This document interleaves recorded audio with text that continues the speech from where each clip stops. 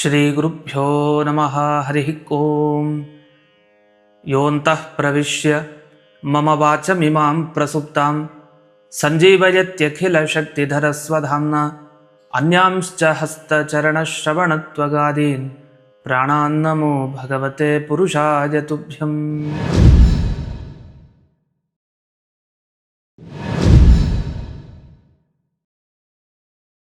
ಆಧ್ಯಾತ್ಮ ಚಿಂತನದ ಎಲ್ಲ ವೀಕ್ಷಕರಿಗೆ ಸ್ವಾಗತ. ಈ ಸಂಚಿಕೆಯಲ್ಲಿ ನರಸಿಂಹ ಅವತಾರದ ಬಗ್ಗೆ, ಅದರಲ್ಲೂ ಪ್ರಹ್ಲಾದರಾಜರ ಚರಿತ್ರೆ ವಿಶೇಷವಾಗಿ ಏನಿದೆ ಅದನ್ನು ತಿಳ್ಕೊಳ್ಳಿಕ್ಕಿದ್ದೀವಿ. ಅನ್ನಿಸ್ಬೋದು ಏನು ಲಾಭ ಅಂತ. ಎಲ್ಲ ಸಿಗೋದು ಈ ಚರಿತ್ರೆಯನ್ನು ಕೇಳೋದಾಗಲಿ, ಪ್ರತಿನಿತ್ಯ ಇದನ್ನು ಕೇಳಬೇಕು. ನರಸಿಂಹ ಜಯಂತಿ ದಿವಸ ಅಂತ ಅಷ್ಟೇ ಅಲ್ಲ, ಅದೇನು ಇಷ್ಟೊಂದು ಮಹತ್ವ ಇದೆ ಇದಕ್ಕೆ ಅಂತ ಪ್ರಶ್ನಿಸ್ಬೋದು. ಅದಕ್ಕೆ ಉತ್ತರ ಇಷ್ಟೇ. ಹಲವರು ಜೀವನದಲ್ಲಿ ಅವ್ರು ಮಾಟ ಮಾಡಿದರು, ನಮ್ಮ ಮೇಲೇನೋ ಮಂತ್ರ ಹಾಕಿಸ್ಬಿಟ್ರು, ನಾವು ಒದ್ದಾಡ್ತಾ ಇದ್ದೀವಿ, ಎಲ್ಲೂ ಪರಿಹಾರ ಸಿಗ್ತಾ ಇಲ್ಲ, ಈ ಥರ ಎಲ್ಲ ಹೇಳ್ತಾ ಇರ್ತಾರೆ. ಕೆಲವರು ನಾವೇನು ಕೈ ಹಾಕಿದ್ರೂ ಬರೀ ವಿಘ್ನನೇ, ತೊಂದರೆ ಕೊಡ್ತಾನೆ ಇರ್ತಾರೆ ಅಂತಾರೆ. ನನ್ನ ಮಗುಗೆ ವಿದ್ಯೆನೇ ಬರ್ತಾ ಇಲ್ಲ ಅಂತ ಕೆಲವರು, ಕೆಲಸ ಸಿಗ್ತಾ ಇಲ್ಲ ಅಂತ ಇನ್ನೊಬ್ಬರು, ಆಸ್ತಿ ಪಾಸ್ತಿಗೆ ಜಗಳ ಆಗ್ತಾ ಇರುತ್ತೆ, ಮದುವೆ ಆಗ್ತಾ ಇರಲ್ಲ. ಸರಿ, ಮದುವೆ ಆಯಿತು, ಏನೋ ವಯಸ್ಸಾದ್ಮೇಲೆ ಡೈವರ್ಸ್ ತನಕ ಹೋಗ್ಬಿಡುತ್ತೆ. ಹೀಗೆ ನಾನಾ ತರಹದ ತೊಂದರೆಗಳು. ಈ ಎಲ್ಲ ತೊಂದರೆಗಳಿಂದ ಮುಕ್ತಿ ಬೇಕಾ? ಸುಲಭ ಉಪಾಯ ಏನಂದರೆ ನರಸಿಂಹ ಜಯಂತಿ ವಿಶೇಷವಾಗಿ ಕೇಳೋದಲ್ಲದೆ ಪ್ರತಿನಿತ್ಯ ಈ ಚರಿತ್ರೆಯನ್ನು ಕೇಳಬೇಕು. ಪ್ರಹ್ಲಾದರಾಜರ ಬಗ್ಗೆ, ಜೊತೆಗೆ ನರಸಿಂಹದೇವರ ಬಗ್ಗೆ. ಇದು ಯಾಕೆ ಅನ್ನೋದು ನೀವು ಮುಂದೆ ಕಥೆ ಕೇಳಿದಾಗ ಅರ್ಥ ಆಗುತ್ತೆ. ಆದ್ದರಿಂದ ತಪ್ಪದೆ ಎಲ್ಲರೂ ಎಷ್ಟು ಸಾಧ್ಯನೋ ಅಷ್ಟು ಬಾರಿ ಈ ಕಥೆಯನ್ನು ಅವಶ್ಯವಾಗಿ ಕೇಳಬೇಕು. ಈಗ ಹಾಗಾದರೆ ಈ ಕಥೆ ಎಲ್ಲಿಂದ ಪ್ರಾರಂಭ ಆಗುತ್ತೆ ಅಂತ ನೋಡ್ತಾ ಹೋದರೆ, ಸನಕ ಸನಂದನ ಮೊದಲಾದ ಋಷಿಗಳಿದ್ದಾರೆ. ಇವ್ರಿಗೆ ಒಂದ್ಸಲಿ ಅನ್ನಿಸ್ತಂತೆ. ಏನು ಅನ್ನಿಸ್ತು? ನಾವು ದೇವರ ದರ್ಶನ ಮಾಡಬೇಕು ಅಂತ ಅನಿಸಿದೆ. ಸೀದಾ ವೈಕುಂಠ ಲೋಕಕ್ಕೆ ಹೋಗಿದ್ದಾರೆ. ಸೀದಾ ಬಾಗಿಲು ಓಪನ್ ಇರುತ್ತಾ, ದೇವರ ಹತ್ರ ಹೋಗ್ಬೇಕು ಅಂದರೆ ದೇವರೇನು ಮಾಡಿದ್ದ? ಲಕ್ಷ್ಮೀ ಜೊತೆಗೆ ವಿಹಾರ ಮಾಡಬೇಕು ಅಂತಿತ್ತು. ಅದಕ್ಕೆ ದ್ವಾರಪಾಲಕರಿಗೆ ಹೇಳಿದ್ದ. ಯಾರಿಗೆ? ಜಯ ಮತ್ತು ವಿಜಯ ಇಬ್ಬರಿಗೆ. ನೋಡಿ, ಯಾರನ್ನೂ ಕೂಡ ಬಿಡಬಾರ್ದು ಒಳಗಡೆ. ನಾವು ಪರ್ಮಿಷನ್ ಕೊಟ್ಟರೆ ಮಾತ್ರ ಬಾಗಿಲು ಓಪನ್ ಮಾಡೋದು ಅಷ್ಟೇ. ಸರಿ ಅಂತ ಬಾಗಿಲು ಕಾಯ್ತಾ ಕೂತಿದ್ರು. ಇವ್ರು ಬಂದರು, ತಡೆದ್ರು, ಇವ್ರು ಬಿಡಲಿಲ್ಲ. ನಮಗೆ ದೇವ್ರ ದರ್ಶನಕ್ಕೆ ಬಿಡದೇ ಇದ್ರೆ ನಿಮಗೆ ಸರಿ ಇರಲ್ಲ ಅಂಥೇಳಿ ಜೋರು ಮಾಡಿದರು. ಯಾರು? ಸನಕ ಋಷಿಗಳು. ಕೇಳಲಿಲ್ಲ, ಶಾಪ ಕೊಟ್ಟೇ ಬಿಟ್ರು, ನಿಮಗೆ ಜನ್ಮ ಭೂಲೋಕದಲ್ಲಾಗಲಿ ಅಂತ. ಅದರಲ್ಲಿ 3 ಸಲ ಹುಟ್ಟುತ್ತಾರೆ ಅವರು. ಅದರಲ್ಲಿ ಒಂದು ಜನ್ಮ ಏನು? ಜಯ ವಿಜಯರು ಈ ಹಿರಣ್ಯಕಶಿಪು ಮತ್ತು ಹಿರಣ್ಯಾಕ್ಷರಾಗಿ ಹುಡ್ತಾರೆ. ಈ ಥರ ದೇವರ ದರ್ಶನಕ್ಕೆ ತೊಂದರೆ ಮಾಡಿದವ್ರಿಗೆ ಏನಾಗುತ್ತೆ ಅನ್ನೋದಕ್ಕೆ ಇದು ಸಾಕ್ಷಿ ಆಯಿತು. ಸರಿ, ಭೂಮಿಯಲ್ಲಿ ಅವತಾರ ಮಾಡಿದರು ಹಿರಣ್ಯಕಶಿಪು ಮತ್ತು ಹಿರಣ್ಯಾಕ್ಷರು. ಹಿರಣ್ಯಾಕ್ಷ ಆ ಕಡೆ ವರಾಹ ದೇವರಿಂದ ಸತ್ತ. ಈ ಕಡೆ ಹಿರಣ್ಯಕಶಿಪುವಿನ ಕಥೆ ಏನು ಅನ್ನೋದನ್ನು ನೋಡ್ಲಿಕ್ಕಿದ್ದೀವಿ. ಈ ಹಿರಣ್ಯಕಶಿಪು ಮೊಟ್ಟ ಮೊದಲಿಗೆ ಏನು ಮಾಡ್ದ? ತಪಸ್ ಮಾಡ್ಲಿಕ್ಕೆ ಶುರು ಮಾಡ್ದ. ಬಹಳ ಬುದ್ಧಿವಂತ ಅವನು. ಅವನಿಗೆ ಮನಸ್ಸಿನಲ್ಲಿ ಬಹಳ ಸಿಟ್ಟಿತ್ತು. ಯಾರ ಬಗ್ಗೆ? ವಿಷ್ಣುವಿನ ಬಗ್ಗೆ. ಯಾಕೆಂದರೆ ವರಾಹಾವತಾರ ಎತ್ತಿ ತನ್ನ ಸಹೋದರನನ್ನು ಹಿರಣ್ಯಾಕ್ಷರನ್ನು ಅವನು ಕೊಂದಿದ್ದಾನೆ. ಇದು ಬಹಳ ಸಿಟ್ಟಿತ್ತು. ಆ ಸೆಟ್ ತೀರಿಸ್ಕೊಬೇಕು ಅನ್ನೋ ಭಾವ ಇತ್ತು. ಯಾರ ಹತ್ರ ವರ ಕೇಳೋದು ಅಂತ? ಬ್ರಹ್ಮದೇವರ ಹತ್ರ ನಾನು ವರ ಕೇಳ್ತೀನಿ ಅಂತ ತಪಸ್ ಮಾಡ್ಲಿಕ್ಕೆ ಶುರು ಮಾಡ್ದ. ಹೆಂಗೆ ತಪಸ್ ಮಾಡ್ದ ಕೊನೆಗೆ ಬ್ರಹ್ಮದೇವರೇ ಹತ್ಬಿಡ್ತಾರೆ. ಹತ್ಬಿಟ್ಟು ಕೆಳಗೆ ಬರ್ತಾರೆ ವರ ಕೊಡ್ಲಿಕ್ಕೆ. ಯಾಕೆಂದರೆ ಮೂಳೆ ಮಾತ್ರ ಕಾಣ್ತಾ ಇರುತ್ತೆ, ಇನ್ನೇನು ದೇಹದ ಮೇಲೆ ಮಾಂಸನೂ ಕಾಣ್ತಾ ಇರಲ್ಲ. ಆ ರೀತಿ ತಪಸ್ಸೊಂದು. ಅಷ್ಟೆಲ್ಲ ಬಂದು ಆಯ್ತಪ್ಪ, ಖುಷಿಯಾಗಿದೆ, ವರ ಕೇಳು ಅಂತ ಹೇಳಿದ್ದಕ್ಕೆ ಹಿರಣ್ಯಕಶಿಪು ಏನು ವರ ಕೇಳ್ತಾನೆ? ನೋಡು ಬ್ರಹ್ಮದೇವ, ನೀನು ಯಾರನ್ನ ಸೃಷ್ಟಿ ಮಾಡಿದೀಯೋ ಅಂಥ ಸೃಷ್ಟಿ ಮಾಡಿದ ಯಾರಿಂದಲೂ ನನಗೆ ವಧೆ ಆಗಬಾರ್ದು, ನನ್ನನ್ನು ಸಾಯಿಸಬಾರ್ದವರು ಅಂತ ಕೇಳ್ದ. ಸರಿ, ಇಷ್ಟೇ ಆಗಲಿಲ್ಲ. ಅವನು ಷರತ್ತು ಕೇಳಬೇಕು, ನಮಗೆ ಗಾಬರಿ ಆಗುತ್ತೆ. ಕೊನೆಗೆ ಬ್ರಹ್ಮದೇವರು ಗಾಬರಿ ಆದರೂ ಇಲ್ಲೋ ಗೊತ್ತಿಲ್ಲ, ಅಷ್ಟು ಕೇಳ್ತಾನೆ. ಏನು ಕೇಳ್ತಾನೆ ಅಂದರೆ, ಹಗಲಲ್ಲಿ ನಾನು ಸಾಯಬಾರ್ದು, ಮೊದಲಿಗೆ ರಾತ್ರಿಯಲ್ಲಿ ಸಾಯಬಾರ್ದು, ಮತ್ತಿನ್ಯಾವ ಕಾಲ ಇದೆ ಸಾಯಿಸಲಿಕ್ಕೆ? ಆಶ್ಚರ್ಯ ಆಗತ್ತೆ ನಮಗೆ. 2 ಅಲ್ಲ, ಇನ್ನು ಮನೆ ಒಳಗಡೆ ಸಾಯಬಾರ್ದು, ಮನೆ ಹೊರಗಡೆನೂ ಸಾಯಬಾರ್ದು ಅಂತ ಕೇಳ್ದ. ಇದು ಒಂದೊಂದು ಮಾತುಗೂ ಎಷ್ಟು ಯೋಚನೆ ಮಾಡಿ ಅವನು ಹೇಳಿದಾನೆ ಅನ್ನೋದನ್ನು ಗಮನಿಸಿ. ಅಂದರೆ ಸಾಧ್ಯನೇ ಇಲ್ಲ. ಆ ಥರ ವರ ಪಡ್ಕೊಂಡ್ಮೇಲೆ ಮುಗೀತು ಅಂತ. ಇದಾಯ್ತಾ? ಇಷ್ಟಕ್ಕೆ ನಿಲ್ಲಿಸ್ತಿಲ್ಲ. ಇನ್ನು ಮುಂದೆ ಇನ್ನೊಂದು ಕೇಳ್ದ, ಮನುಷ್ಯನ ಕೈಲೂ ಸಾಯಬಾರ್ದು, ಮೃಗದ ಕೈಲೂ ಸಾಯಬಾರ್ದು ಅಂತ. ಎಂಥ ಬುದ್ಧಿವಂತ! ಇರೋದೇ 2, ಮನುಷ್ಯ ಮೃಗ. 2ರಿಂದಲೂ ನಂಗೆ ಸಾವು ಬರಬಾರ್ದು ಅಂತ ಕೇಳ್ದ. ಅಷ್ಟೇ ಅಲ್ಲ, ಆಯುಧದಿಂದ ನನಗೆ ಸಾವು ಬರಬಾರ್ದು. ಸರಿ, ಇನ್ನು ಮುಂದಿಂದೇನು? ನಾನು ಆಕಾಶದಲ್ಲೂ ಸಾಯಬಾರ್ದು, ಭೂಮಿ ಮೇಲೂ ಸಾಯಬಾರ್ದು. ಇಷ್ಟೊತ್ತಿಗೆ ಅರ್ಥ ಆಯಿತು ದೇವತೆಗಳಿಗೆ, ಯಾಕೋ ಇವು ನಮ್ಮನ್ನು ಬಿಡಲ್ಲ ಅಂತ. ಬ್ರಹ್ಮದೇವರು ಯೋಚಿಸಿದ್ರು ಮನಸ್ಸಿನಲ್ಲಿ, ಇದಕ್ಕೆ ದೇವರು ಖಂಡಿತ ಏನೋ ಒಂದು ಅದ್ಭುತವಾದಂತಹ ಒಂದು ವ್ಯಾಪಾರ ಮಾಡ್ತಾನೆ, ಯೋಚಿಸೋದು ಬೇಡ, ಆಗಲಿ ತಥಾಸ್ತು ಅಂಥೇಳಿ ಹಿರಣ್ಯಕಶಿಪುವಿಗೆ ವರ ಕೊಟ್ಟೇ ಬಿಟ್ರು. ಕೊಡ್ತಿದ್ದಂಗೆ ಮೊದಲನೇ ಕೆಲಸ ದೇವತಾ ಲೋಕಕ್ಕೆ ಹೋದ. ಸರಿಯಾಗಿ ಕೊಟ್ಟ ಎರಡೇಟಿ ಎಲ್ರಿಗೂ. ಇನ್ನು ಮುಂದೆ ನನ್ನನ್ನೇ ದೇವ್ರು ಅನ್ಬೇಕು ಅಂತ ಅಂದ್ಕೊಂಡ್ರು ದೇವತೆಗಳು. ಸ್ವಾಮಿ, ನೀವು ವರ ಕೊಟ್ರಿ, ವರ ಕೊಟ್ಟಿದ್ದಕ್ಕೆ ನಮಗೆ ಮೊದಲು ಏಟು ಬಿತ್ತು, ನೀವೇ ನಮಗೆ ಸದ್ಗತಿಯನ್ನು ತೋರಿಸ್ಬೇಕು ಅಂತ ಸೀದಾ ಬ್ರಹ್ಮದೇವರ ಬಳಿ ಎಲ್ಲ ದೇವತೆಗಳು ಪ್ರಯಾಣ ಮಾಡಿದ್ರು. ಬ್ರಹ್ಮದೇವರ ಹತ್ರ ಕೇಳಿದ್ರು. ಬ್ರಹ್ಮದೇವರಂದರು, ಇಲ್ಲ, ನಾನು ವರ ಕೊಟ್ಬಿಟ್ಟಿದ್ದೀನಿ, ನನಗೂ ಇದಕ್ಕೆ ಪರಿಹಾರ ಗೊತ್ತಿಲ್ಲ, ಸೀದಾ ನಾವು ದೇವರ ಬಳಿ ಹೋಗೋಣ ಅಂತ ಕ್ಷೀರ ಸಮುದ್ರಕ್ಕೆ ಹೋಗಿದ್ದಾರೆ. ದೇವರು ಶೇಷ ಶಯನನಾಗಿ ಮಲಗಿದ್ದಾನೆ. ಹೋದರು, ಪ್ರಾರ್ಥನೆ ಮಾಡಿದರು.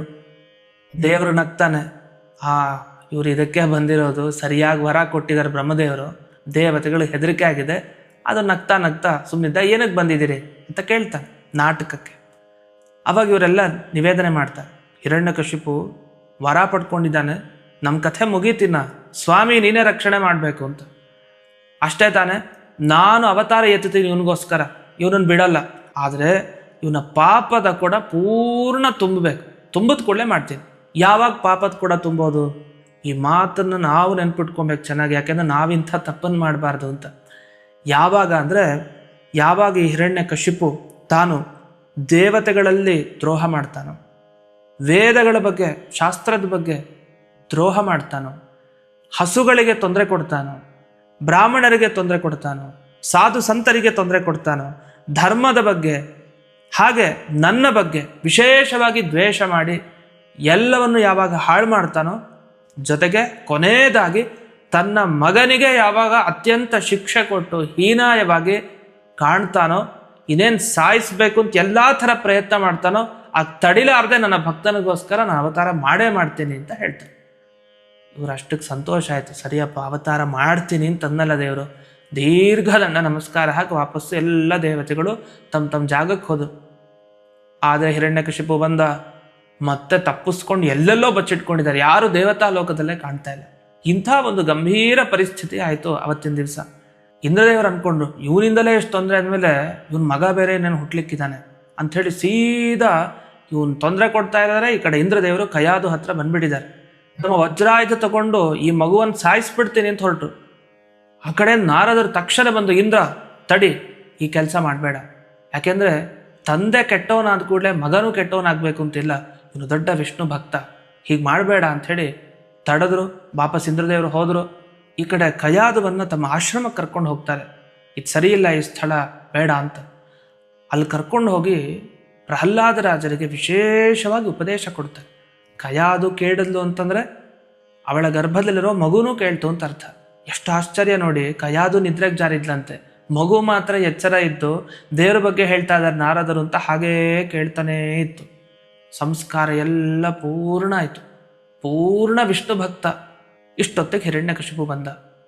ಮಗು ಹುಟ್ಟಿದೆ, ಸಂಭ್ರಮೋತ್ಸವ, ನಾಮಕರಣದ ಸಂದರ್ಭ. ಏನು ಹೆಸರಿಡಬೇಕು ಮಗುಗೆ? ಆಗ ನಾರದರು ಸೂಚಿಸ್ತಾರೆ, ಇಡೀ ಜಗತ್ತಿಗೆ ಮುಂದೆ ಸಂತೋಷ ಕೊಡೋನು, ಹಾಗಾಗಿ ಅವನಿಗೆ ಪ್ರಹ್ಲಾದ ಅಂತ ಹೆಸರಿಡೋಣ ಅಂತ. ಸಂತೋಷದಿಂದ ಪ್ರಹ್ಲಾದ ಅಂತ ಹೆಸರಿಡ್ತಾರೆ.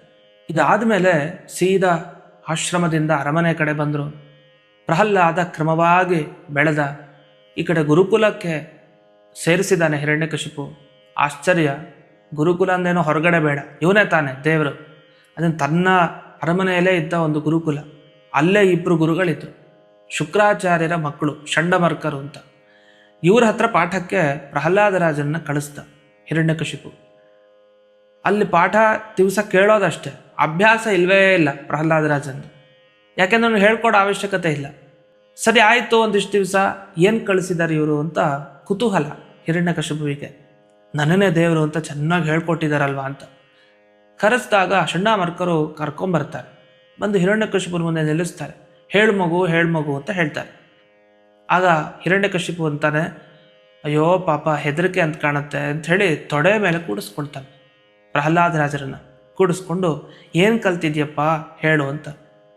ದೇವರು ಸರ್ವೋತ್ತಮ, ಹಾಗೆ ಹೇಗೆ ಅಂತ ಶುರು ಮಾಡ್ತಾರೆ. ಸಿಟ್ಟು ಬಂದ್ಬಿಡ್ತು ಹಿರಣ್ಯಕಶಿಪುವಿನಿಗೆ. ತಕ್ಷಣ ಪ್ರಹ್ಲಾದರಾಜನ ಬೈಲಿಕ್ಕೆ ಹೋಗಲಿಲ್ಲ. ಆ ಕಡೆ ಹೇಳ್ಕೊಟ್ಟವ್ರನ್ನ ನೋಡ್ಬಿಟ್ಟು ಚಂಡಮರ್ಕರನ್ನ, ತಲೆ ಇಲ್ವಾ ನಿಮಗೆ, ಏನು ಹೇಳ್ಕೊಟ್ಟಿದ್ದೀರಿ ಅಂತ. ಅವ್ರಿಗೆ ಗಡಗಡಗಡ ನಡುಗ್ತಾ ಇದ್ದಾರೆ. ಇಲ್ಲ ಸ್ವಾಮಿ, ನಾವೇನು ಹೇಳ್ಕೊಟ್ಟಿಲ್ಲ ಅವನಿಗೆ, ಯಾರೋ ಏನು ಹೇಳಿದಾರೋ ಗೊತ್ತಿಲ್ಲ. ಅವಾಗ ಹಿರಣ್ಯಕಶಿಪು ಅಂತಾನೆ, ಬಹುಶಃ ಯಾರೋ ವಿಷ್ಣುವಿನ ಭಕ್ತ ಸೇರ್ಕೊಂಡ್ಬಿಟ್ಟಿದ್ದಾನೆ, ಇವನು ಕಿವಿ ಓದ್ತಾ ಇದ್ದಾನೆ ಅಂತ ಕಾಣುತ್ತೆ.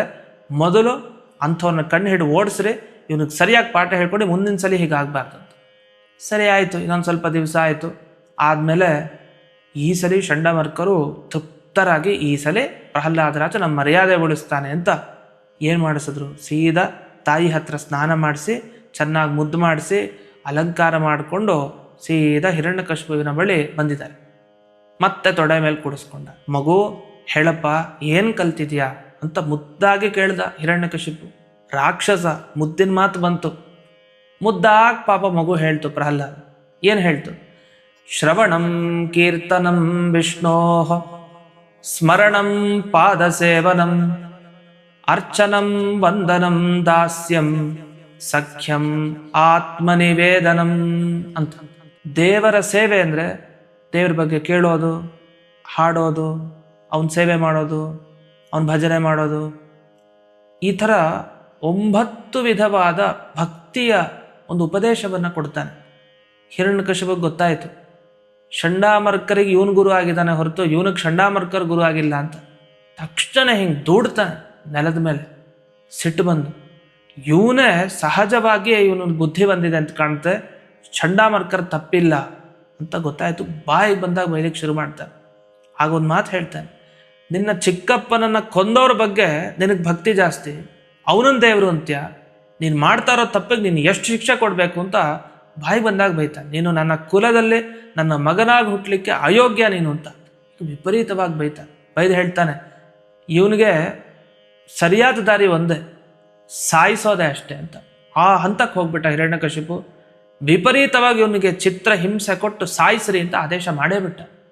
ಆಮೇಲೆ ನೋಡಿ ಏನೇನಾಯಿತು, ಈ ರಾಜಭಟರಿಗೆ ಹಕ್ಕು ಸಿಕ್ತಾಗ ಆಗ್ಬಿಡ್ತು. ಸರಿಯಾಗಿ ಒಂದು ಬಲಿ ಪಶು ಸಿಕ್ಕಿದೆ, ಚೆನ್ನಾಗಿ ಕೊಂದಾಕ್ಬಿಡೋಣ ಅಂತ ಹೇಳಿ ಅವನು ಕೊಲ್ರಿ, ಅವನನ್ನು ಹೊಡೀರಿ ಅಂತ. ಆಶ್ಚರ್ಯ, ರಾಜನ ಮಗ, ಅವನಿಗೆ ಎಲ್ಲ ಭೃತ್ಯರು ಸೇರಿ ಈ ಥರದ ಉದ್ಘೋಷಣೆಗಳು ಕರ್ಕೊಂಡೋದ್ರು. ಸೀದಾ ಮೊದಲೇನು ಮಾಡಿದರು, ಬೆಟ್ಟದ ತುದಿಗೆ ನಿಲ್ಲಿಸಿದ್ದಾರೆ, ದೂಡೋಣ ಅಂತ. ಮಗುಗೇನೋ ಗೊತ್ತೇ ಇಲ್ಲ, ಏನೋ ಗೊತ್ತಿರೋದು ಒಂದೇ, ಓಂ ನಮೋ ಭಗವತೆ ವಾಸುದೇವಾಯ ಸ್ಮರಣೆ ಮಾಡ್ತಾ ಇದ್ದಾನೆ. ದೂಗ್ತೀವಿ ಅಂತ ಇದ್ದಾರೆ ಇವರು, ಅವನ ಪಾಡಗ ವಾಸುದೇವ ಅಂತ ಹೇಳ್ತಾ ಕೂತಿದ್ದಾನೆ. ದೂಡೇ ಬಿಟ್ರು. ನಾವು ಅಂದ್ಕೊಳ್ತೀವಿ ಪ್ರಹ್ಲಾದನ ಕಥೆ ಮುಗೀತು ಅಂತ. ಸುತ್ತಲೂ ದೈತ್ಯ ಬಾಲಕರೆಲ್ಲ ಹಾಗೆ ಅಂದ್ಕೊಂಡ್ರು. ಅವತ್ತಿನ ದಿವಸ ಬಿದ್ದರೆ ಏನೂ ಆಗಲಿಲ್ಲ. ಯಾಕೆಂದರೆ ದೇವರು ತನ್ನ ಕೈಯಿಂದ ಆ ಪ್ರಹ್ಲಾದರಾಜನ ರಕ್ಷಣೆ ಮಾಡ್ದ ಆ ಸಮಯದಲ್ಲಿ. ಸರಿ, ಮುಂದೆ ಇನ್ನೊಂದು ಪ್ರಯೋಗ, ಇದಾಗಲಿಲ್ಲ ಅಂದರೆ ಇನ್ನೊಂದು ಮಾಡೋಣ ಅಂತ ಏನು ಮಾಡಿದರು, ಮಾಟ ಮಂತ್ರ ಮಾಡಿಸಿತ್ತು. ಪ್ರಹ್ಲಾದನ ಸಾಯಿಸಬೇಕು ಅಂತ ಕ್ಷುದ್ರ ದೇವತೆಗಳ ಆರಾಧನೆ ಮಾಡಿದರು, ಇವನನ್ನು ಸಾಯಿಸಬೇಕು ಅಂತ. ಆದರೆ ಸತ್ತಿದ ಕ್ಷುದ್ರ ದೇವತೆಗಳು. ಈ ಥರ ದೇವರು ಈ ಸಮಯದಲ್ಲೂ ಕಾಪಾಡ್ದ. ಅದಕ್ಕೆ ನೋಡಿ ಹೇಳೋದು, ಹರಿಭಕ್ತರನ್ನ ಮುಟ್ಲಿಕ್ಕೂ ಹೋಗಬೇಡಿ, ಅವ್ರಿಗೆ ಏನೂ ತೊಂದರೆ ಕೊಡ್ಲಿಕ್ಕೆ ಹೋಗಬೇಡಿ ಅಂತ ಇದಕ್ಕೆ ಹೇಳೋದು. ಸರಿ, ಎಡವಟ್ಟಾಯ್ತು. ಈ ಸಲ 3ನೇ ಪ್ರಯತ್ನಕ್ಕೆ ಹೋದರು. ಮದ ಏರ್ಬಿಟ್ಟಿದೆ ವಿಪರೀತ ಆನೆಗಳಿಗೆ. ಒಂದಿಷ್ಟು ಆನೆಗಳ ಮಧ್ಯದಲ್ಲಿ ಪ್ರಹ್ಲಾದ ಚಿಕ್ಕ ಮಗುನ ಹಾಕಿದ್ದಾರೆ. ಏನಾಗಬೇಕು, ಅದು ತುಳಿಯೋದಿರಲಿ. ಪ್ರಹ್ಲಾದ ರಾಜ ಆರಾಮಾಗಿ ಆನೆ ಮೇಲೆ ಆಟ ಆಡ್ತಾ ಇದ್ದ. ಅಂದ್ರೆ ಏನು ಮಾಡಿದ್ವು ಆನೆಗಳು, ಅವುಗಳು ಬಗ್ಗಿ ಪ್ರಹ್ಲಾದ ರಾಜನಿಗೆ ನಮಸ್ಕಾರ ಮಾಡ್ತಾ ಇದ್ದಾವೆ, ಸೊಂಡ್ಲಲ್ಲಿ ಮೇಲಕ್ಕೆ ಎತ್ಕೊಂಡು.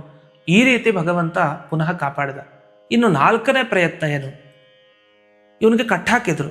ಕಟ್ಟಾಕ್ಬೇಕಾದ್ರೆ ಬರೀ ಹಗ್ಗ ಇರಲಿಲ್ಲ, ದೊಡ್ಡ ಕಲ್ಬಂಡೆ. ಪಾಪ ಈ ಚಿಕ್ಕ ಮಗು ಮೇಲೆ ಅಂಥ ದೊಡ್ಡ ಕಲ್ಬಂಡೆ ಹಾಕಿ ಕಟ್ಟಾಕಿದ್ದಾರೆ ಅಂದರೆ ಅವನಿನ್ನು ಎಂದಿಗೂ ತಪ್ಪಿಸ್ಕೊಳ್ಳಿಕ್ಕೆ ಸಾಧ್ಯನೇ ಇಲ್ಲ ಅಂತ. ಅಷ್ಟರಲ್ಲಿ ಸಮುದ್ರದ ಮಧ್ಯೆ ಹಾಕಿದರೆ ಏನಾಯಿತು, ವರುಣದೇವರ ಮುಖಾಂತರ ಭಗವಂತ ಮೇಲಕ್ಕೆ ಆ ಪ್ರಹ್ಲಾದರಾಜನ ಕರೆದು ದಡದಲ್ಲಿ ಹಾಗೆ ಕೂಡಿಸಿದ್ರು. ಅಲ್ಲೂ ಏನು ತೊಂದರೆ ಆಗಲಿಲ್ಲ. ಇದಾದ ಮೇಲೆ ದೊಡ್ಡ ದೊಡ್ಡ ಹಾವುಗಳು, ಅದರ ಗಾಳಿ ತಾಕಿದ್ರೆ ಬದುಕಲ್ಲ ಜನ, ಅಂಥ ವಿಷಸರ್ಪಗಳು. ಅವುಗಳ ಮಧ್ಯದಲ್ಲಿ ಪ್ರಹ್ಲಾದರಾಜನ ಬಿಡಬೇಕು ಅಂತ ದೂರ ಎಸೆದ್ರು ಪ್ರಹ್ಲಾದರಾಜರನ್ನ. ಆದರೆ ಆ ಸರ್ಪಗಳಿಗೆ ಹೆದರಿಕೆ ಆಯಿತು, ಮುಟ್ಲೂ ಇಲ್ಲ, ತಂಪಾಡಕ್ಕೆ ತಾವು ಸುಮ್ಮನೆ ಇದ್ವು. ಹೆಡೆ ಎತ್ತೋದಲ್ಲಿ ಹೆಡೆ ಬಗ್ಗಿಸ್ಕೊಂಡಿದ್ವು, ಎಲ್ಲವೂ ಏನೂ ಮಾಡಲಿಲ್ಲ. ಯಾಕೆಂದರೆ ಶೇಷಶಾಯಿ ಆ ಪರಮಾತ್ಮ. ಯಾವ ಶೇಷ, ಯಾವ ಸರ್ಪ ಮುಟ್ಲಿಕ್ಕೆ ಸಾಧ್ಯ ಪ್ರಹ್ಲಾದರಾಜರನ್ನ? ಅಲ್ಲೂ ತೊಂದರೆ ಆಗಲಿಲ್ಲ. ಇದಾದ ಮೇಲೆ ಧಗ ಧಗ ಉರಿತಾ ಇರುವಂಥ ಬೆಂಕಿ, ಹೋಗಿ ಆ ಬೆಂಕಿಯಲ್ಲಿ ಪ್ರಹ್ಲಾದರಾಜನ ದೂಡಿದ್ರೆ ಅಗ್ನಿ AC ಆಗ್ಬಿಟ್ಟೆ, ತಂಪಾಗಿ ಆಗ್ಬಿಟ್ಟಿದೆ. ಪ್ರಹ್ಲಾದರಾಜನ ಏನೂ ತೊಂದರೆ ಆಗ್ತಾ ಇಲ್ಲ. ಯಾಕೆ ತೊಂದರೆ ಆಗ್ತಾ ಇಲ್ಲ ಅಂದರೆ, ಅಗ್ನಿಯನ್ನು ಸೃಷ್ಟಿ ಮಾಡಿದ ದೇವರಿಗೆ ಅಗ್ನಿಯ ಹತೋಟಿ ಇರಲ್ಲ. ಆ ಅಗ್ನಿದೇವ ಏನು ಮಾಡಲಿಲ್ಲ, ತಂಪಾಗಿ ಪ್ರಹ್ಲಾದರಾಜ ಒಂದಿಷ್ಟು ಹೊತ್ತಿದ್ದ, ಆಮೇಲೆ ಹೊರಗೆ ಬಂದ, ಏನೂ ಆಗಲಿಲ್ಲ. ಇಷ್ಟೆಲ್ಲ ನೋಡಿದಾಗ ಅನ್ನಿಸ್ತು ದೈತ್ಯ ಬಾಲಕರಿಗೆ, ದೇವರನ್ನು ನಂಬಿದವ್ರಿಗೆ ಏನೂ ತೊಂದರೆ ಆಗಲ್ಲ. ಅದಕ್ಕೆ ನಮ್ಮ ಪಕ್ಕದಲ್ಲಿರೋ ನಮ್ಮ ಸ್ನೇಹಿತ ಪ್ರಹ್ಲಾದನೇ ಉದಾಹರಣೆ. ಇಂಥ ದೊಡ್ಡ ವಿಷ್ಣು ಭಕ್ತ ನಾವು ನೋಡಿಲ್ಲ, ಇವನ ಮಾತನ್ನು ನಾವು ಕೇಳಬೇಕು ಅಂತ ಎಲ್ಲರೂ ಚಂಡಮರ್ಕರನ್ನು ಬಿಟ್ಟುಬಿಟ್ಟು ಟ್ಯೂಷನ್ಗೆ ಇವ್ರ ಹತ್ರ ಬಂದಿದ್ದಾರೆ. ಯಾರ ಹತ್ರ? ಪ್ರಹ್ಲಾದರಾಜನ ಹತ್ರ. ಪ್ರಹ್ಲಾದರಾಜ ಎಲ್ಲರನ್ನೂ ಹರಿಭಕ್ತರನ್ನಾಗಿ ಮಾಡೇ ಬಿಟ್ಟ. ಇದು ಹಿರಣ್ಯಕಶಿಪುಗೆ ಮುಟ್ಟಿತು. ಎಲ್ಲ ಚಾಡಿ ಚುಚ್ಚಿದ್ರು ಚಂಡಮರ್ಕರು. ನಮ್ಮ ಕೆಲಸ ಹೋಯಿತು. ಹಿರಣ್ಯಕಶಿಪು, ಸ್ವಾಮಿ ಇದೆಲ್ಲ ನಿಮ್ಮ ಮಗನೇ ಪಾಠ ಮಾಡ್ತಾ ಇದ್ದಾನೆ, ಅಧ್ಯಾಪಕನಾಗಿ ಎಲ್ಲ ಹರಿಸರ್ವೋತ್ತಮತ್ವ ಪ್ರಚಾರ ಮಾಡ್ತಾ ಇದ್ದಾನೆ ಅಂತ. ಹಿರಣ್ಯಕಶಿಪುಗೆ ಈ ಸಲ ತಡಿಲಿಕ್ಕಾಗಲೇ ಇಲ್ಲ. ಕೆಂಪು ಕಣ್ಣು ಮಾಡಿಕೊಂಡು, ಗದೆ ಇದೆ ಕೈನಲ್ಲಿ, ನಿನ್ನನ್ನು ಸಾಯಿಸ್ಬಿಡ್ತೀನಿ ಅಂತ ಬಂದು ಹೇಳ್ತಾನೆ, ನೋಡು ನಾನೇ ದೇವರು, ಬಾಯ್ ಬಿಟ್ಟು ಹೇಳು ನೀನು ಅಂತ. ಪ್ರಹ್ಲಾದ ಹೇಳ್ತಾನೆ, ನೀನು ದೇವರಲ್ಲ, ನನ್ನ ದೇವ್ರು ಎಲ್ಲ ಕಡೆ ಇದ್ದಾನೆ ಅಂತ ಹೇಳ್ತಾನೆ. ಎಲ್ಲ ಕಡೆ ಅಂದರೆ ಏನರ್ಥ ಅಂತ ಪ್ರಶ್ನೆ ಮಾಡಿದಾಗ ಪ್ರಹ್ಲಾದರಾಜ ಹೇಳ್ತಾನೆ, ಅಣು ರೇಣು ತೃಣ ಕಾಷ್ಠ ಪರಿಪೂರ್ಣ ಗೋವಿಂದ. ಎಲ್ಲ ಕಡೆ, ಚಿಕ್ಕ ವಸ್ತುವಿನಿಂದ ಹಿಡಿದು ಆಕಾಶದಷ್ಟು ದೊಡ್ಡ ವಸ್ತುವಿನವರೆಗೆ ಎಲ್ಲ ಕಡೆ ಇದ್ದಾನೆ. ಅಷ್ಟೇ ಯಾಕೆ, ಪ್ರತಿ ಜಡ ಪದಾರ್ಥ, ಪ್ರತಿ ಚೇತನ ಪದಾರ್ಥ ಎಲ್ಲ ಕಡೆನೂ ಕೂಡ ಇದ್ದಾನೆ. ಅವನು ಇಲ್ಲದೇ ಇರೋ ಒಂದು ಜಾಗನೂ ಇಲ್ಲ. ನಿನ್ನ ಹೃದಯದ ಒಳಗಡೆನೂ ಇದ್ದಾನೆ, ನನ್ನ ಒಳಗಡೆನೂ ಇದ್ದಾನೆ ಅಂತ. ಇದು ಹೇಳಿದ ಕೂಡಲೇ ತಾರಕಕ್ಕೆ ಹೊಟ್ಟೋಯ್ತು ಕೋಪ. ಇನ್ನು ತಡಿಲಿಕ್ಕಾಗಲಿಲ್ಲ. ತನ್ನ ಬಲಭಾಗದಲ್ಲಿ ಒಂದು ಕಂಬ ಇರುತ್ತೆ, ಆ ಕಂಬದಲ್ಲಿ ಇಲ್ಲಿದಾನ ಅಂತ ಹೇಳಿ ಗುದ್ದೇ ಬಿಡ್ತಾನೆ ಒಂದು ಮುಷ್ಟಿಯಿಂದ, ಇಲ್ಲಿದಾನ ಹೇಳು ಅಂತ. ಆಗ ಪ್ರಹ್ಲಾದರಾಜ ಹೇಳ್ತಾನೆ, ಖಂಡಿತ ಇಲ್ಲಿದ್ದಾನೆ ಅಂತ ಹೇಳ್ಬಿಡ್ತಾನೆ. ಭಾಗವತ ಹೇಳುತ್ತೆ ಏನಂತಂದ್ರೆ, ಸತ್ಯಂ ವಿಧಾತುಂ ನಿಜ ಭೃತ್ಯ ಭಾಷಿತಂ ವ್ಯಾಪ್ತಿಂ ಚ ಭೂತೇಷ್ವಖಿಲೇಷು ಚಾತ್ಮನಃ ಅದೃಶ್ಯತಾತ್ಯದ್ಭುತ ರೂಪಮುದ್ವಹನ್ ಸ್ತಂಭೆ ಸಭಾಯಾಂ ನ ಮೃಗಂ ನ ಮಾನುಷಂ. ಆ ಕಂಬದಿಂದ ಹೊರಗಡೆ ನರಸಿಂಹದೇವರು ಪ್ರಕಟ ಆಗೇ ಬಿಟ್ರು. ಹೇಗಾದ್ರು ಅಂತ ವರ್ಣನೆ ಮಾಡಿದ ಭಾಗವತ. ಎಲ್ಲ ಕಡೆ ಇದ್ದಾನೆ ಭಗವಂತ. ತನ್ನ ಭಕ್ತ ಹೇಳಿದ ವಿಷಯ ಸತ್ಯ ಅಂತ ತೋರಿಸ್ಲಿಕ್ಕೆ ಈ ಒಂದು ಕಂಬದಿಂದ ಹೊರಗೆ ಬಂದೇ ಬಿಟ್ಟ ಪರಮಾತ್ಮ. ಬಂದು ನೋಡ್ತಾರೆ, ಹಿರಣ್ಯಕಶಿಪು ಒಂದು ನಿಮಿಷ ಬಚ್ಚಿಟ್ಕೊಳ್ಳಿಕ್ಕೆ ಹೋಗ್ಬಿಡ್ತಾನೆ. ಅಯ್ಯೋ ಭಯಾನಕ ಈ ರೂಪ ಅಂತ. ಆದರೆ ಅವಮಾನ. ಎಲ್ಲರೂ ಹಿಂದಿನ ಕಡೆಯಿಂದ ಭೃತ್ಯರು ಕೂಗ್ತಾ ಇದ್ದಾರೆ, ಹಿರಣ್ಯಕಶಿಪು ದೇವರೇ ನಮ್ಮನ್ನು ಕಾಪಾಡು ಅಂತ. ಇವನೇ ದೇವರೇ ಅನ್ನೋ ಪರಿಸ್ಥಿತಿಗೆ ಬಂದಿದ್ದಾನೆ. ಅದರಿಂದ ಹೋಗಿ ಧೈರ್ಯವಾಗಿ ಆಮೇಲೆ ನಿಲ್ತಾನೆ ನರಸಿಂಹನ ಮುಂದೆ. ನರಸಿಂಹದೇವರಿಗೆ ಯಾವ ಲೆಕ್ಕ, ಇಡೀ ಜಗತ್ತನ್ನೇ ಸಂಹಾರ ಮಾಡೋನು ಈ ಹಿರಣ್ಯಕಶಿಪು ಯಾವ ಲೆಕ್ಕ. ಆದರೂ ಇರಲಿ, ಚಿಕ್ಕ ಮಗು ಜೊತೆ ಆಟಾಡೋ ಥರ ಈ ಬೆಕ್ಕು ಇಲಿಗಳು, ಈ ಇಲಿನ ಆಟಾಡ್ಸತ್ತಲ್ಲ ಬೆಕ್ಕು, ಆ ಥರ ಸುಮಾರು ಹೊತ್ತು ದೇವರು ಆಟ ಆಡಿಸ್ತಾ ಇರೋಣ. ಕೊನೆಗೆ ಸರಿಯಾಗಿ ಕೊಟ್ಟ ಏಟನ್ನು, ಸರಿಯಾಗಿ ಹೊಡೆದು ಬಡ್ದು ಕೈಯಲ್ಲಿ ಹಿಡ್ಕೊಂಡು ಹಿರಣ್ಯಕಶಿಪುವನ್ನು, ಅವನ ಜುಟ್ಟನ್ನು ಹಿಡಿದು ಧರ ಧರ ಧರ ಎಳ್ಕೊಂಡು ಬರ್ತಾ ಇದ್ದಾನೆ. ಹಿಡ್ಕೊಂಡು ಬಂದು ಹೊಸ್ತಿಲ ಮೇಲೆ ನಿಲ್ಲಿಸ್ಕೊಂಡ. ಆಗ ಹಿರಣ್ಯಕಶಿಪು ಸುಮ್ಮನೆ ಇರಲಿಲ್ಲ. ಅವನು ಹೇಳ್ತಾನೆ, ಹೇಳಿ ನೀನು ಅಂತ, ನಿನ್ನ ಕೈಲಿ ಏನೂ ಮಾಡ್ಕೊಳ್ಲಿಕ್ಕಾಗಲ್ಲ. ನರಸಿಂಹದೇವರಿಗೆ ಸಿಟ್ಟು ಬಂದರೆ ಒಂದು ನಿಮಿಷದಲ್ಲಿ ಮುಗಿದು ಹೋಗ್ತಾ ಇತ್ತು. ಸುಮ್ಮನೆ ಇದ್ರು. ಇವನು ಏನೇನು ಕೇಳ್ತಾನೆ ಅದಕ್ಕೆಲ್ಲ ಉತ್ತರ ಕೊಡ್ತಾನೆ. ಇವನೇನಂದ, ನನಗೆ ಬ್ರಹ್ಮದೇವ್ರ ಬರ ಇದೆ, ಹಗಲೂ ಸಾಯಿಸ್ಲಿಕ್ಕಲ್ಲ, ನೀನು ರಾತ್ರಿನೂ ಸಾಯಿಸ್ಲಿಕ್ಕಲ್ಲ, ಹಾಗೆ ಹೇಗೆ ಅಂತೆಲ್ಲ ಹೇಳ್ತಾನೆ. ಅದಕ್ಕೆ ನರಸಿಂಹದೇವರು ಹೊಸ್ತಲ ಮೇಲೆ ತಮ್ಮ ತೊಡೆ ಮೇಲೆ ಕೂಡಿಸ್ಕೊಳ್ತಾರೆ. ಆಮೇಲೆ ಹೇಳ್ತಾರೆ ಉತ್ತರ. ಏನು ಹೇಳ್ತಾರೆ ನೋಡು, ಈಗ ಸಮಯ ಗೊತ್ತಾ ನಿನಗೆ ಯಾವ ಸಮಯ ಅಂತ? ಇದು ಹಗಲಲ್ಲ, ರಾತ್ರಿನೂ ಆಗಿಲ್ಲ, ಸಂಜೆ ಹೊತ್ತು, ಸಾಯಂಕಾಲ ಅಂತ ಹೇಳ್ತಾನೆ. ಆಗ ಅವನಿಗೆ ಜ್ಞಾನೋದಯ ಆಗುತ್ತೆ. ಹೌದಲ್ವಾ? ಸರಿ. ಆಮೇಲೆ ಇನ್ನೇನು ಹೇಳಿದೆ, ಆದರೆ ಮನುಷ್ಯನ ಕೈಲಿ ಸಾಯಿಸ್ಲಿಕ್ಕಲ್ಲ, ಮತ್ತು ಮೃಗದ ಕೈಲೂ ಸಾಯಿಸ್ಲಿಕ್ಕಲ್ಲ ಹಾಗೆ ಅಂತ. ನೋಡು, ನಾನು ಮೃಗನೂ ಅಲ್ಲ, ಮನುಷ್ಯನೂ ಅಲ್ಲ, ಯಾಕೆಂದ್ರೆ ನರಸಿಂಹ ನಾನು ಅಂತ ಭಗವಂತ ಹೇಳ್ತಾನೆ. ಆಗ ಈ ಅದೇ ಹೊಡೆದೋಗ್ತಾ ಇದೆ ಅವನಿಗೆ, ಹಿರಣ್ಯಕಶಿಪುಗೆ. ಹೌದಲ್ವಾ ಅಂತ ಅನ್ನಿಸ್ತು. ಇನ್ನು ಮೂರನೇದು, ಆಕಾಶದಲ್ಲೂ ಸಾಯಬಾರ್ದು, ಭೂಮಿ ಮೇಲೂ ಸಾಯಬಾರ್ದು. ನಿಜ, ಈಗ ಆಕಾಶದಲ್ಲೂ ಇಲ್ಲ, ಭೂಮಿ ಮೇಲೂ ಇಲ್ಲ, ಹೊಸ್ತಿನ ಮೇಲೆ ತೊಡೆ ಮೇಲೆ ಇದ್ದಾನೆ ಯಾರು? ಹಿರಣ್ಯಕಶಿಪು. ಅದೂ ಆಗಲಿಲ್ಲ. ಬ್ರಹ್ಮದೇವರು ಸೃಷ್ಟಿ ಮಾಡಿದ ಯಾವುದೇ ಒಂದು ವಸ್ತುವಿನಿಂದ ಸಾಯಬಾರ್ದು ಅಂತ. ಮೂರ್ಖ ಇವನು. ನರಸಿಂಹದೇವರು ಅಂತಾರೆ, ಎಂಥ ಪೆದ್ದ ನೀನು, ಆ ಬ್ರಹ್ಮದೇವರನ್ನು ನಾನು ಸೃಷ್ಟಿ ಮಾಡಿದವನು, ಹಾಗಾಗಿ ಬ್ರಹ್ಮದೇವರಿಂದ ಸೃಷ್ಟಿ ಆಗದೆ ಇರೋ ವಸ್ತುನ ನಾನೇ ನೀನೇನು ಹಿಡ್ಕೊಂಡಿದ್ದೀನಿ ಅಂತ.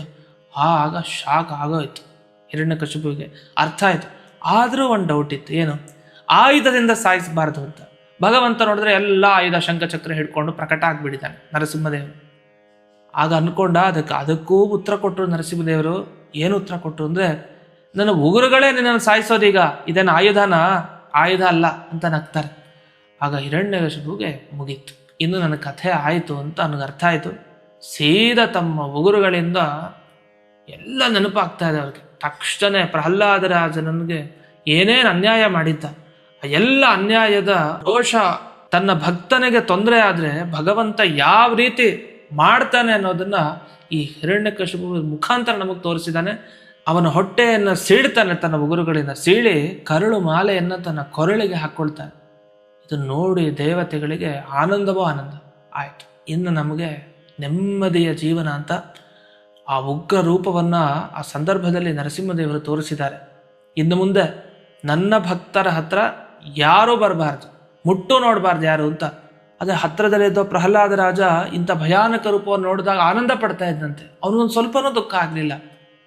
ಭಗವಂತ ನನಗೆ ದರ್ಶನ ಕೊಟ್ಟ ಅನ್ನೋ ಸಂತೋಷದಲ್ಲಿದ್ದಾನೆ. ಆದರೆ ಮೇಲಿದ್ದ ದೇವತೆಗಳಿಗೆಲ್ಲ ಅಯ್ಯೋ ಉಗ್ರ ರೂಪ ತಗೊಂಡಿದ್ದಾನೆ ದೇವರು, ಶಾಂತನಾಗಬೇಕಲ್ಲ, ಏನು ಮಾಡೋದು? ಎಲ್ಲರೂ ಬರ್ತಾರೆ ಸ್ತೋತ್ರ ಮಾಡ್ತಾ. ಲಕ್ಷ್ಮೀದೇವಿ, ಬ್ರಹ್ಮದೇವರು, ಇಂದ್ರದೇವರು, ಗಂಧರ್ವರು ಎಲ್ಲ ಸ್ತೋತ್ರ ಮಾಡ್ತಾರೆ. ಇವರೆಲ್ಲ ಮಾಡಿದ್ರು ಭಗವಂತ ಮಾತ್ರ ತನ್ನ ಉಗ್ರ ರೂಪವನ್ನು ಸಾಕು ಮಾಡೋದೇ ಇಲ್ಲ, ಹಾಗೆ ಇರ್ತಾನೆ. ಓ ಅಂತ ರೋಷದಿಂದ ಇರ್ತಾನೆ. ಆಗ ಪ್ರಹ್ಲಾದರಾಜರನ್ನ ಮುಂದೆ ಮಾಡ್ತಾರೆ, ನೋಡಪ್ಪ ನೀನು ಹೋಗಿ ಸ್ತೋತ್ರ ಮಾಡು, ಖಂಡಿತ ದೇವರು ಶಾಂತನಾಗ್ತಾನೆ ಅಂತ. ಯಾಕೆಂದ್ರೆ ನಿನಗೋಸ್ಕರ ಆ ದೇವರು ಬಂದಿದ್ದು, ನಿನ್ನಿಂದಲೇ ಕಾರ್ಯ ಆಗಬೇಕಾಗಿದೆ. ಸರಿ, ಪ್ರಹ್ಲಾದರಾಜ ಚಿಕ್ಕ ಮಗು, ಅದ ನಗ್ತಾ ನಗ್ತಾ ನಗ್ತಾ ಹೆಜ್ಜೆ ಇಟ್ಕೊಂಡು ಹೋಗ್ತಾನೆ, ಸ್ವಾಮಿ ಸಾಕು ನೀನು ನಿಜ ರೂಪ ತೋರಿಸು ನನಗೆ ಅಂತ. ಆಗ ಯಾವಾಗ ಪ್ರಹ್ಲಾದ ಮುಂದೆ ಹೋಗಿ ನಿಲ್ತಾನೆ, ನರಸಿಂಹದೇವರಿಗೆ ಮಗು ಮುಖ ನೋಡಿ ಮುಗಿದೋಯ್ತು, ಎಲ್ಲ ಮರ್ತೇ ಬಿಡ್ತು. ಒಂದು ಕ್ಷಣ ತಮ್ಮೆಲ್ಲ ರೋಷವನ್ನು ನಿಲ್ಲಿಸ್ತಾರೆ. ವಸ್ತುತಃ ಭಗವಂತನಿಗೆ ಕಾಮ, ಕ್ರೋಧ, ಲೋಭ ಇದೆಲ್ಲ ಏನೂ ಇಲ್ಲ. ಆದರೆ ತನ್ನ ಭಕ್ತರಿಗೋಸ್ಕರ ತಾನಿದನ್ನು ತೋರಿಸಿ ರಕ್ಷಣೆ ಮಾಡ್ತೀನಿ ಅನ್ನೋದನ್ನು ತಾನು ಈ ಮುಖಾಂತರ ತೋರಿಸಿದ ಶಾಂತ ಸ್ವರೂಪಿಯಾದ. ನಂತರ ಪ್ರಹ್ಲಾದರಾಜನ ತೊಡೆ ಮೇಲೆ ಕೂಡಿಸ್ಕೊಂಡ, ಅವನನ್ನು ಮುದ್ದಾಡಿದ ನರಸಿಂಹದೇವರು. ಹೀಗೆ ಪ್ರಹ್ಲಾದರಾಜರ ಮೇಲೆ ತುಂಬ ಅನುಗ್ರಹವನ್ನು ಮಾಡಿದ. ಜೊತೆಗೆ ನಿಂಗೆ ಏನು ವರ ಬೇಕು ಅಂತ ಕೇಳ್ತಾನೆ ನರಸಿಂಹ. ಇಷ್ಟೊಂದು ನನ್ನಲ್ಲಿ ಭಕ್ತಿಯನ್ನು ಮಾಡಿದೆಯಲ್ಲ, ಏನು ಬೇಕು ವರ? ಆಗ ಪ್ರಹ್ಲಾದರಾಜರು ಹೇಳ್ತಾರೆ, ಈ ಭಕ್ತಿ ಯಾವಾಗಲೂ ಹೀಗೆ ಇರಲಿ ಅಂತ. ಅಷ್ಟೇ ಅಲ್ಲ, ಇನ್ನೊಂದನ್ನು ಪ್ರಹ್ಲಾದರಾಜರು ಕೇಳಿದ್ದಾರೆ. ಇದನ್ನು ಕೇಳಿದಾಗ ನಮ್ಗೆ ಆಶ್ಚರ್ಯ ಅನ್ಸುತ್ತೆ. ಯಾಕಂದರೆ ತೊಂದರೆ ಕೊಟ್ಟವರು ಒಳ್ಳೇದಾಗಲಿ ಅಂತ ಯಾರೂ ಕೇಳಲ್ಲ. ಅಂಥದ್ರಲ್ಲಿ ಪ್ರಹ್ಲಾದರಾಜನಿಗೆ ತನ್ನ ತಂದೆ ಹಿರಣ್ಯಕಶಿಪು ಎಷ್ಟು ತೊಂದರೆ ಕೊಟ್ಟಿದ್ದಾನೆ, ಆದರೂ ನನ್ನ ತಂದೆಗೆ ಸದ್ಗತಿ ಆಗಲಿ ಅಂತ ನೀನು ಆಶೀರ್ವಾದ ಮಾಡಬೇಕು ಅಂತ. ಇಂಥ ಮಾತನ್ನು ಹೇಳುವಂಥ ಬಾಲಕ, ದೈತ್ಯ ಬಾಲಕ ಅಂದರೆ ಅದು ಪ್ರಹ್ಲಾದರಾಜರೊಬ್ಬರೇ ಸಾಧ್ಯ, ಇನ್ಯಾರಿಗೂ ಸಾಧ್ಯ ಇಲ್ಲ. ಇಂಥ ಮಾತನ್ನು ಕೇಳಿದಾಗ ಸುಪ್ರಸನ್ನರಾಗಿ ನರಸಿಂಹದೇವರು ಅನುಗ್ರಹ ಮಾಡ್ತಾರೆ, ಆಗಲಿ ಅಂತ. ಅಲ್ಲಿ ಗಮನಿಸಬೇಕು, ಹಿರಣ್ಯಕಶಿಪು ಅಂದರೆ ಹಿಂದೆ ಶಾಪಗೊಂಡು ಜಯ ವಿಜಯರು ಬಂದಿರ್ತಾರಲ್ಲ, ಅವರಿಗೆ ಸದ್ಗತಿ ಆಗತ್ತೆ ಅಂತ ಅರ್ಥ. ಅದನ್ನು ಇಲ್ಲಿ ನೆನಪಿಸ್ಕೊಳ್ಬೇಕು. ಅವರು ಖಂಡಿತ ದೇವರ ಅನುಗ್ರಹ ಮಾಡೇ ಮಾಡ್ತಾನೆ. ಹೀಗೆ ತನ್ನ ಭಕ್ತರನ್ನ ಯಾವತ್ತೂ ನರಸಿಂಹದೇವರು ಕೈ ಬಿಡಲ್ಲ. ಪ್ರಹ್ಲಾದರಾಜರೇ ದೊಡ್ಡ ಉದಾಹರಣೆ. ಅವರಿಗಿದ್ದ ಭಕ್ತಿ, ಅವರಿಗಿದ್ದ ವಿಶ್ವಾಸ ಅಷ್ಟು ದೇವರ ಮೇಲೆ. ಹಾಗಾಗಿ ಯಾವುದೇ ರೀತಿಯ ಮಾಟ ಮಂತ್ರದ ಪ್ರಯೋಗ ಆಗಲಿ, ಆನೆಗಳಿಂದ ಆಗಲಿ, ಎಷ್ಟೆಷ್ಟು ಯಾವುದು ತೊಂದರೆ ಪ್ರಹ್ಲಾದರಾಜರಿಗೆ ಆಗಲೇ ಇಲ್ಲ. ಆದ್ದರಿಂದ ನಮಗೇನಿದ್ರಿಂದ ಸೂಚನೆ ಅಂದರೆ, ಎಲ್ಲರಿಗೂ ನಾವು ನರಸಿಂಹದೇವರಲ್ಲಿ ವಿಶೇಷವಾಗಿ ವಿಶ್ವಾಸ, ಶ್ರದ್ಧೆ ಎಲ್ಲ ಇಟ್ಕೊಂಡು ನರಸಿಂಹದೇವರ ಭಜನೆಯನ್ನು ಮಾಡ್ತೀವಿ ಅಂತಾದರೆ, ಅವ್ರ ಶ್ಲೋಕವನ್ನು ಹೇಳ್ಕೊಳ್ತೀವಿ ಅಂತಾದರೆ, ನಮಗೂ ಯಾರಿಗೂ ಕೂಡ ಯಾವುದೇ ತರಹ ಅದು ಮಾಟವಂತರ ಪ್ರಯೋಗ ಆಗಿರ್ಬೋದು, ಎಷ್ಟು ಹೆದರ್ಕೊಳ್ತಾರೆ ಜನ ಈಗಿನ ಕಾಲದಲ್ಲಿ, ಯಾವುದೇ ರೀತಿ ತೊಂದರೆ ಆಗೋದಿಲ್ಲ. ಇನ್ನು ಅಷ್ಟೇ ಅಲ್ಲ, ಎಷ್ಟೆಷ್ಟೋ ಬೇರೆ ಬೇರೆ ವ್ಯವಹಾರಗಳಲ್ಲಿ ತೊಂದರೆ ಆಗ್ತಾ ಇರುತ್ತೆ. ಪ್ರತಿಯೊಂದು ಕ್ಷೇತ್ರದಲ್ಲೂ ಏನೇನು ತೊಂದರೆ ಇದೆ, ಆ ಎಲ್ಲ ತೊಂದರೆಗಳು ಪರಿಹಾರ ಆಗಬೇಕು ಅಂದರೆ ಪ್ರತಿನಿತ್ಯ ಪ್ರಹ್ಲಾದರಾಜರನ್ನು ಸ್ಮರಣೆ ಮಾಡಿ, ನರಸಿಂಹದೇವರನ್ನು ಸ್ಮರಣೆ ಮಾಡಿ, ಯಾಕಂದರೆ ಪ್ರಹ್ಲಾದರಾಜರಂದರೆ ಬೇರೆ ಯಾರೂ ಅಲ್ಲ, ಮಂತ್ರಾಲಯ ಕ್ಷೇತ್ರದಲ್ಲಿ ನೆಲೆಸಿದ ಶ್ರೀ ರಾಘವೇಂದ್ರ ಗುರು ಸಾರ್ವಭೌಮರೇ ಪ್ರಹ್ಲಾದರಾಜರಾಗಿದ್ದರು ಹಿಂದೆ.